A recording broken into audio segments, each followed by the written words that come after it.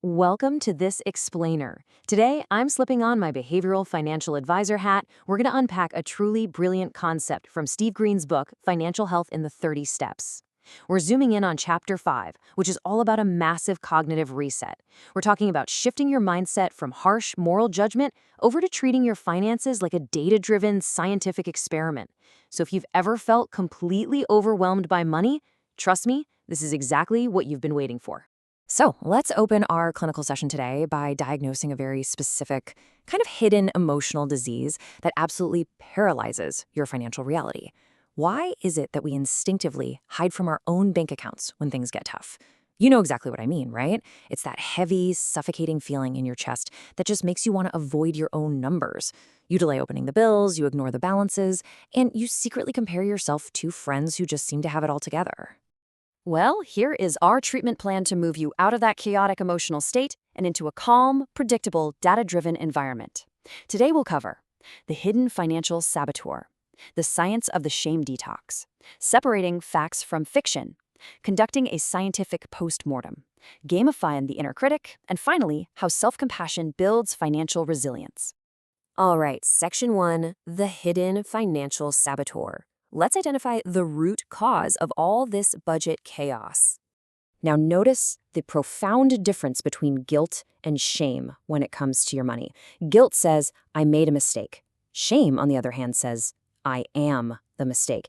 It is absolutely crucial to understand this psychological distinction. See, guilt can actually motivate you to go and repair a bad financial decision, but shame attacks your core identity. It tries to convince you that you're just fundamentally broken and totally incapable of change. And honestly, this brilliantly illustrates the real danger. Shame physically rewires your habits to promote pure avoidance. As your behavioral advisor, I really need you to see how this works. Psychological research consistently shows that shame triggers hiding.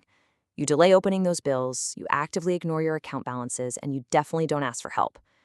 And what happens? This avoidance leads to missed due dates, late fees, and it actively interferes with your financial recovery.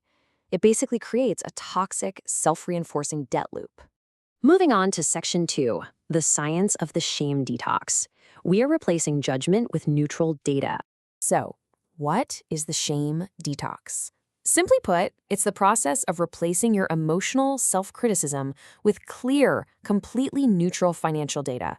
It's a cognitive restructuring skill. We literally have to stop pretending that financial struggles are somehow moral character flaws and start viewing them as totally fixable, systemic issues. Because let's be real, your financial outcomes are shaped by incredibly complex variables. Your income level, the broader economy, weird interest rates, unexpected health events, it's not just about your personal discipline. Behavioral economics proves time and time again that we aren't purely rational actors. By looking at this holistically, we realize that financial mistakes aren't proof of personal failure. They're just proof that you're a human being trying to navigate a wildly complex, unpredictable system. Let's hit Section 3, separating facts from fiction. Time for some cognitive restructuring for your wallet. Look at the stark difference here between a neutral fact and an emotional story. The neutral fact is, my credit card balance is $4,200 at 22% interest. The emotional story your brain spins is, I am hopelessly irresponsible and I'm just terrible with money. Do you see it? The objective data is literally just a solvable math problem, but the emotional interpretation, that's a paralyzing identity attack. And that brings us to a foundational rule of this detox. Data leads to strategy, but judgment just leads to avoidance. When your shame is running high, the actual data disappears into all this emotional static. But when you start using descriptive, skill-based language instead of those identity-based attacks, your nervous system actually calms down.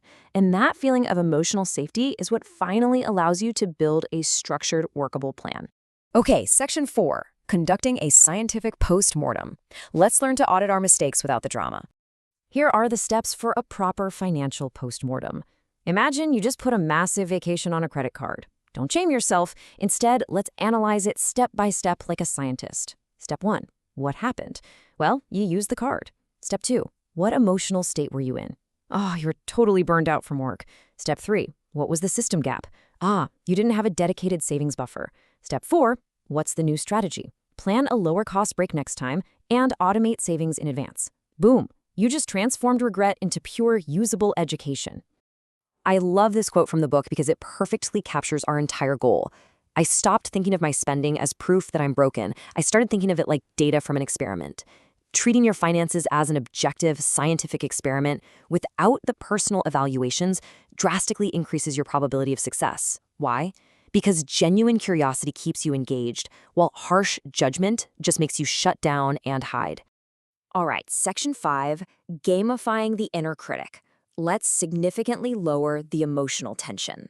Seriously, I want you to stop and ask yourself, who is actually yelling at you about your money inside your head? What does that voice even sound like?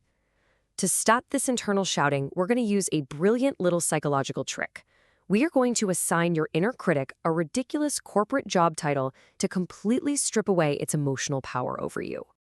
So meet your new employee, the director of dramatic conclusions. Or maybe your brain hired the chief catastrophe officer. By imagining this highly dramatic character having to, submit written reports to you instead of just screaming in your ear, you can demand supporting data for their catastrophic claims. When the director says you're hopeless, you just say, okay, show me the data. And usually that data simply doesn't exist.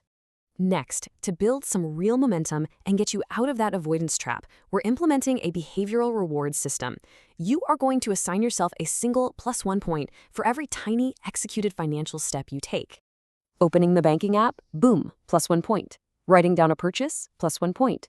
Reviewing a bill without judging yourself? +1 point. This isn't just a silly gimmick. Behavioral psychology actually proves that rewarding yourself for small, uncomfortable actions reinforces approach behavior over avoidance. Consistency is what builds real skill, whereas shame falsely tells you that only perfection counts. We are exclusively rewarding consistency here. And finally, Section 6, self-compassion builds financial resilience.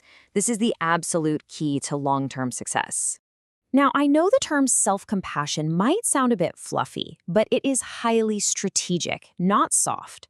Research shows that emotionally stable people don't avoid failure. They simply normalize it as constructive feedback. When you detox from shame, you literally protect yourself against an emotional relapse. You shift from a paralyzing need for perfection right over to a sustainable focus on consistency. Believe it or not, self-compassion is actually the single strongest predictor of long-term success when you're trying to change a habit. I want to highlight this core sentence from the book. Keep this in your mind. Numbers are information, not a verdict about your worth. Hear me on this. You are not your debt. Debt is just a condition created by math and circumstances. You are a human being who is actively building financial skills. And replacing that internal harshness with honesty and consistency, that is how you truly heal and move forward. So I'll leave you with this final provocative thought to ponder as you step out of our session today. If you treated yourself like a client instead of a failure, what objective financial advice would you give yourself right now? I want you to begin treating your financial journey as the fascinating, totally solvable experiment it truly is.